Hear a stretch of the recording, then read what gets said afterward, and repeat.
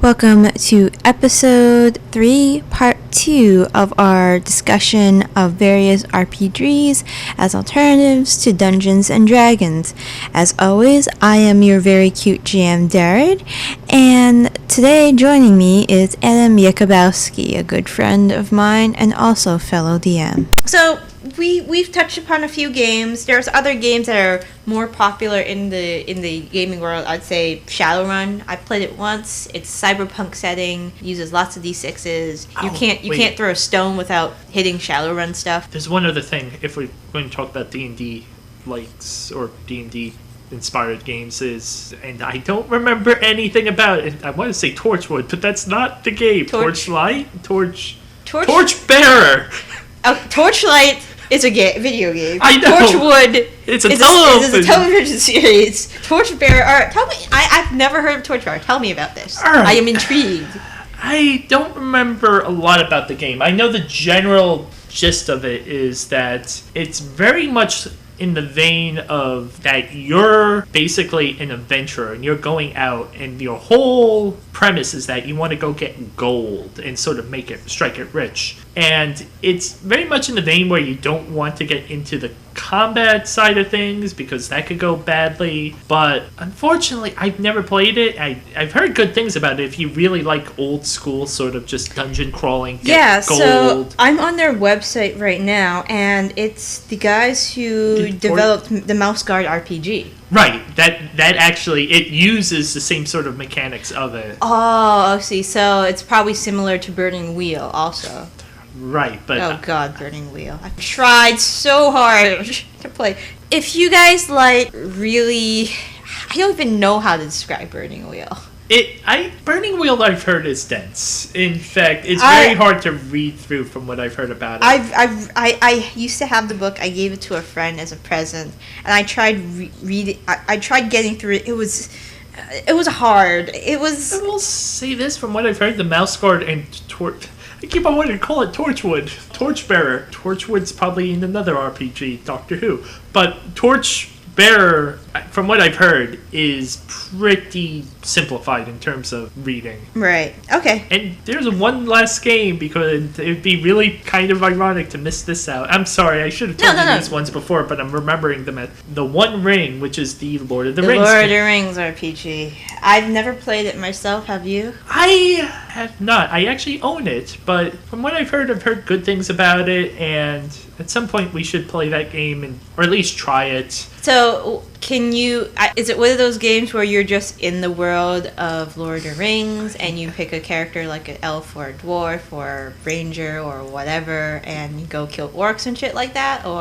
It's very much like most of the Lord of the Rings material where you're in the world but you're sort of not interacting with the main plot and goings on of it. So you basically sort of form your own adventuring party. Once again, have not gone through it, but it's worth pointing out that it's actually out there. And also, I've heard good things about that game too from people, which is why I bought it in the first place. It's just trying to play through all these RPGs is kind of... It's really daunting. I mean, this podcast is going to be split to 2 at this point. Right. No, don't worry about it. This is great because now I have 2 podcasts to make part of. But, so, that's great. The One Ring, you could probably just Google it and you'll probably find it. Cubicle 7, if I remember the name of the company. Okay, thank you very much. Now, hopefully, if not, You're sorry? Apologize, but... You lead people to the wrong website.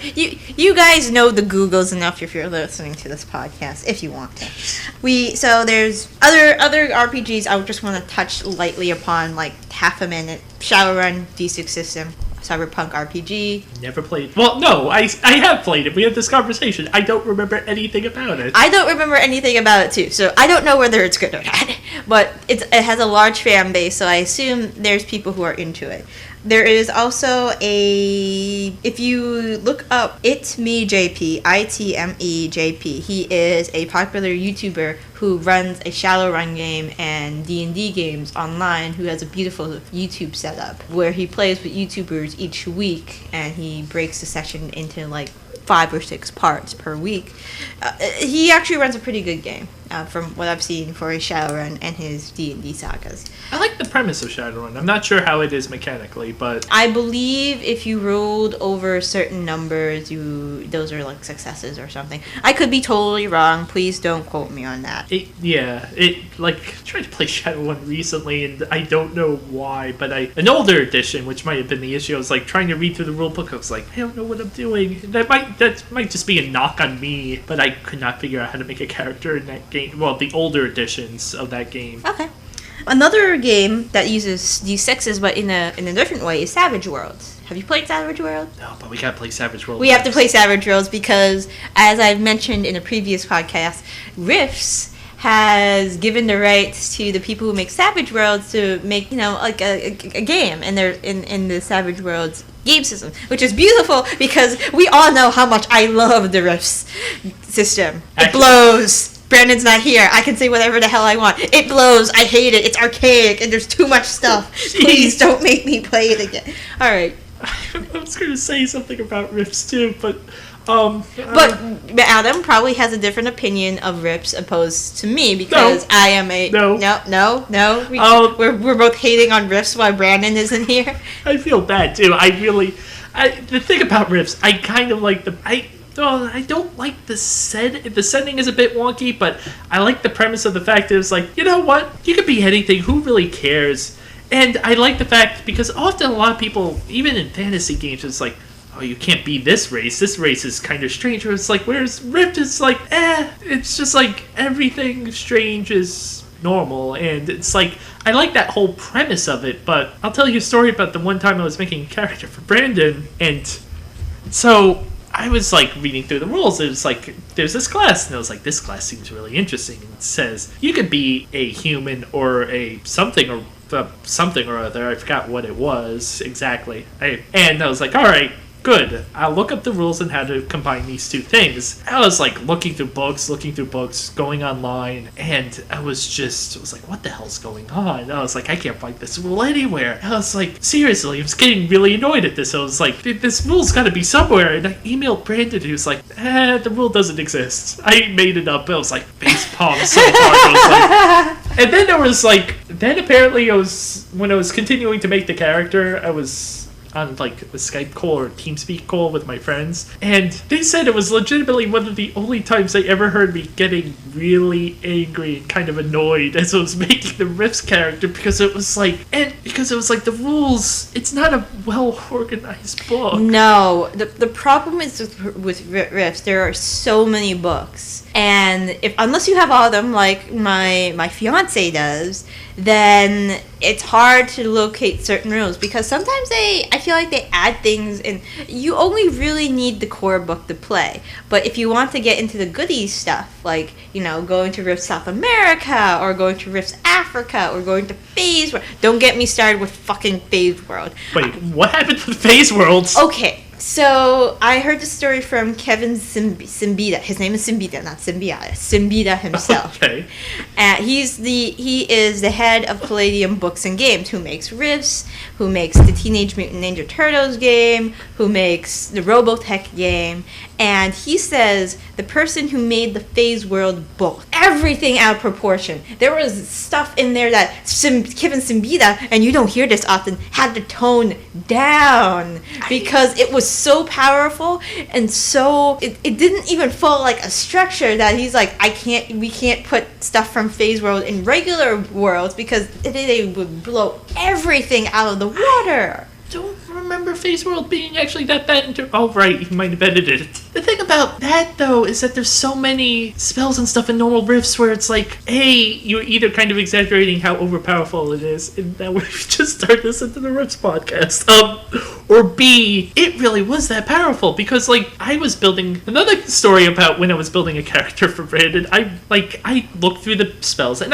here's the thing, I don't try and be a jerk about character stuff, even though sometimes I accidentally might do something that would kind of wreak havoc. But I was looking through the class. There's like this one class that I actually really liked the flavor of, which was the Fusion Elementalist. I was like, this is great. Yeah, it was Earth and you can mean Earth and Air or Fire and Water Elementalist. Yeah. And I'm looking through the one spell, and it's like, dude is blinded. I was like, wait, no, that's overpowered. Like, you can't just have a spell that no save. It literally said there was no save on it. Actually, I can go get the book. And it's like, if people have time to prepare, they're still technically blinded. I was like, this, unless they're wearing goggles, which... Could happen. It could happen. Some people wear goggles. But I was like, I can't pick this. This is just way too powerful. And it's like... And then there's Carpet of Adhesion. It's like, bro, you can't get out of this. Yeah, and the thing is that... It's what the spell sounds like. It's a Carpet of Adhesion. Yeah, no, that was the issue. And I don't want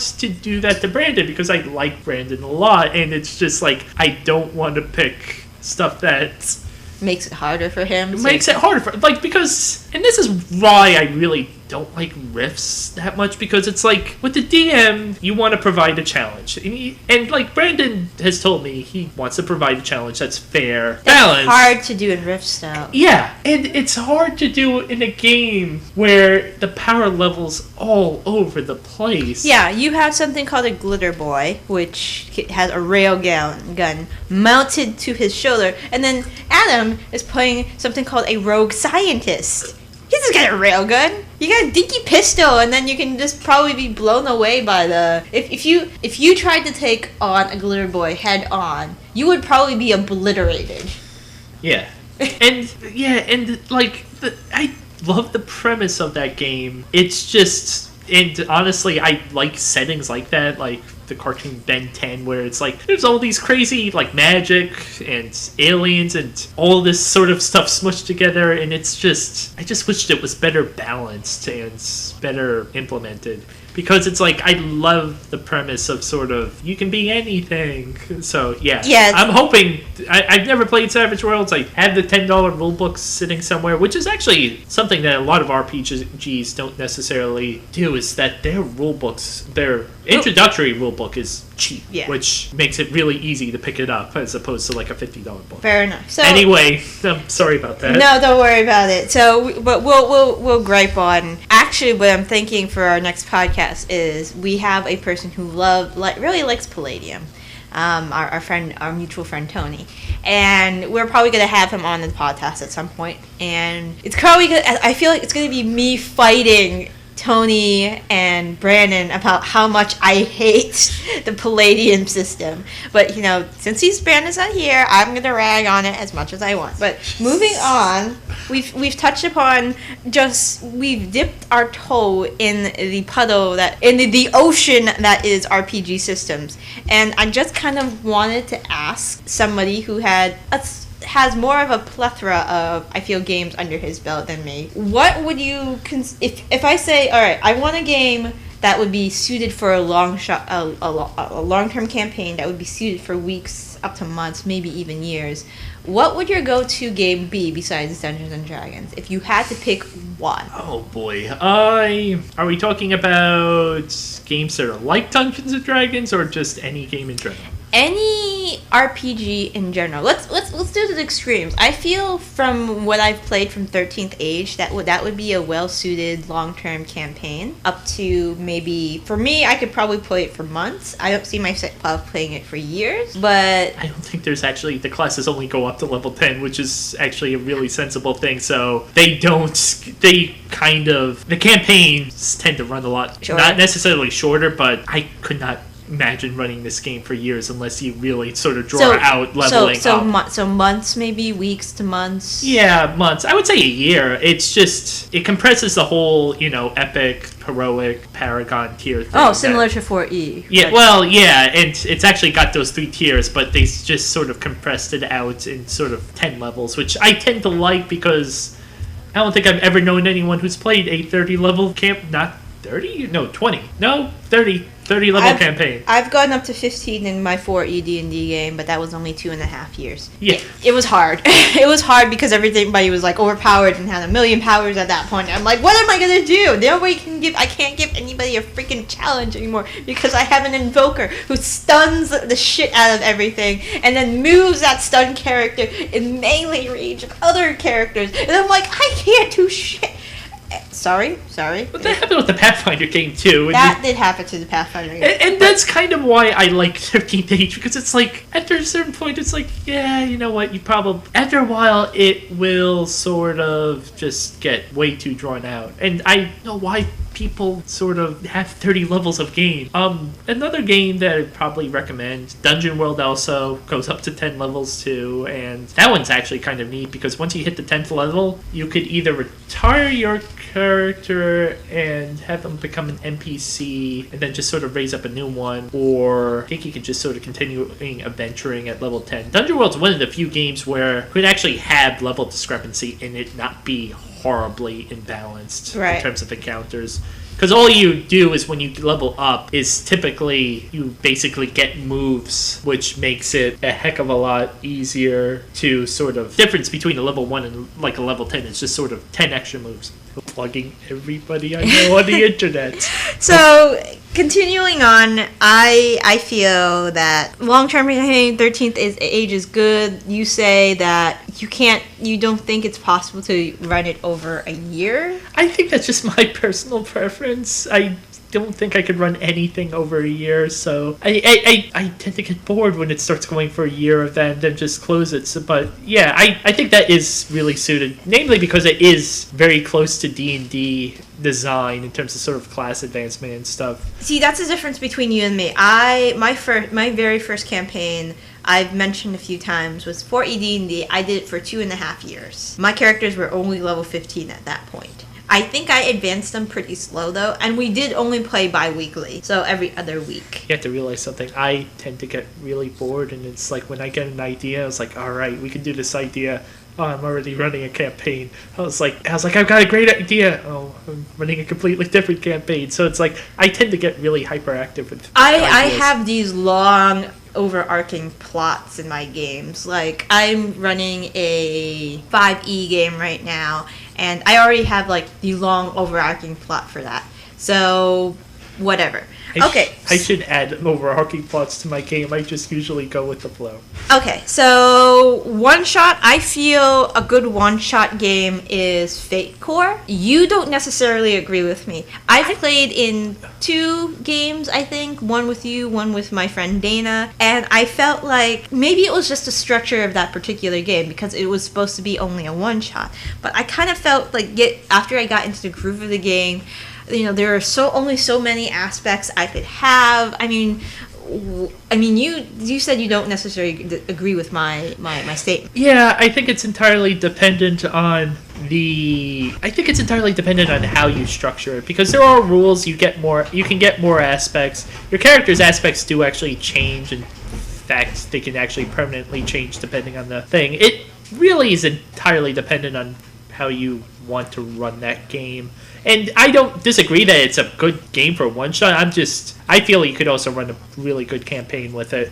It's just its advancement is sort of more contingent on story than it is on like experience, which I suppose it's not really fair to group these games into something you can play long term or something you can play as a one shot. Though the one game I do think you can only play in a very short term campaign is Paranoia. Have you played Paranoia? I thought you had played Paranoia. I played Paranoia with you too, and it's some of the most amusing moments in my gaming career. I agree with you. I don't know how you'd actually run that as a campaign. I'm sure people have, and yeah, I assume alright, so in Paranoia, it's a D6 system, if I remember correctly, and it's a dystopian future where you get 6 clones of yourself, and you try to succeed in the mission while it's not a teamwork type of game. Well, no, everybody's antagonistic to each other. Even the people, because of the secret society mechanic, even the people that are supposedly the core are also, like, trying to stab each other in the back. And there are, like, this is entirely for another podcast, but there's rules that supposedly you can run it seriously, and there are ways that you're supposed to be able to run it as a campaign, but I've never read any of that, but I tend to agree with you. That tends to be a game that you usually should run for one-shots. That is the one game I can think of, any other game, besides Lady Blackbird, but that's like a... Well, that's also designed for... Yeah, it's designed for a one-shot game. But Paranoia and stuff, even if you get the core book, it's weird. Don't get me wrong, I love it. Sometimes my players don't get past the first room without just go out killing each other. But I feel like it's designed to be a non-lengthy campaign. Yeah, and I think it's also the first game in the entire industry that was actually structured like that too, because it usually was always cooperative. But yeah, Paranoia is definitely a very purposefully antagonistic, and I kind of like it that way. So moving on, so we just touched base on what would be a good long-term campaign, what would be a good short-term campaign. What I would like to bring up at this point is I think a lot of people who are new to role-playing games start falling into a category after playing a game for a while, is they may start to become more strategical, they may become more of the role player type, or they may stay in the neutral middle ground. And you brought up a very interesting game called Strike that was funded on Kickstarter. I believe it was funded, according to the website, in January, maybe. Yeah, let's just leave it like that. I've been just saying stuff off the top of my head the entire podcast. Yeah, it's perfectly fine. It's Strike. Probably all wrong. Strike is a RPG it's called Strike RPG by Jim McGarva, and it started in January 30, 2015. And it, from what the website has been saying, is supposed to be a strategical grid-based game that only uses a D6 roll. One D6 roll. And combat is supposed to go quickly. It only takes 20 to 30 minutes. Now, if you guys have never played combat in Rifts or D&D or any of those games, combat takes a freaking long time.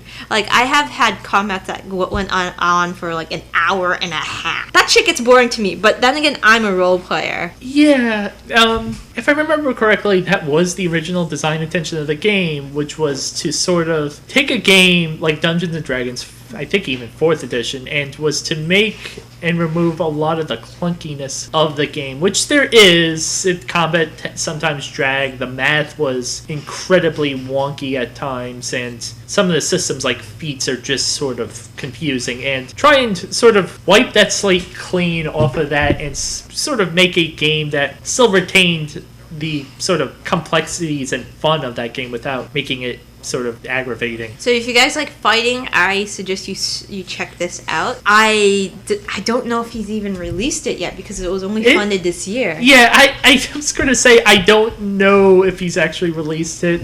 They may be doing, and I was not prepared for this at the time. I would have actually done more research. I don't know if he's actually doing a thing where a lot of Kickstarters do it, where you sort of, we totally need a Kickstarter like funded podcast subject. Like any game funded by Kickstarter, we should try to talk about. Yeah, but like what I'm saying is that he may have a way that you can buy into the game without actually having participated in the Kickstarter. A lot of them do that now. Yeah, they do. I've noticed that. So for role players, I feel like Fate is a really good role player type of game. Yeah, they're so different in terms of mechanics, so it's hard to gauge. Like, Fate is probably you have like Fate in something like Dungeons and Dragons, they tend to be on the opposite ends of the scale, and Dungeon World sort of tends to be more on the Fate side of things, even though it just sort of is inspired by Dungeons and Dragons. So it's really, really hard to gauge whether or not you would like it. I will say this, for the most part, on this list, 13th Age has an SRD, Fate has an SRD, Dungeon World, I think has an SRD. What are the games that we talk about? Rift doesn't have an SRD, of course. No, it doesn't. No, it doesn't. I don't even know if Savage Worlds or Shadowrun has an SRD. I know, like, the ones you just No, mentioned. Savage Worlds and Shadowrun I don't think have SRDs, but... what we mean by SRDs... It's just called the System Reference Document, which actually pretty much lists all the information required to play the game. So it's sort of like the classes, the races, how to set up a game and stuff. It may not include the fluff, which the 13th age icons and stuff like that. But still, it's a relatively great way to decide whether or not you want to sort of get involved with the game without spending $50 to $60 on a game book. Though, I will say, Savage Worlds, it's a $10 book last time I had checked and bought the book. So that, even, it's relatively cheap that if you're interested in, you can pick it up easily. So, ending this podcast, if you look on the internet, I assume all of you, like I said, are able to type into Google role-playing games. You'll find a plethora. I love that word, plethora. You'll find so many that you're bound to find something that suits your needs. Or maybe you'll become the next, RPG designer and just make one of your own. That, with all the resources that are available to us. Hell, Not that hard. It's really not that hard. I've even made one of my own. It's not Kickstarter or anything. It's just a simple little, you play as a little ant plug. I made a D6 system where you play as a telekinetic pet who was actually an alien trying to get home. It's weird. We might have to try to play test it out one day to see if I can actually release it.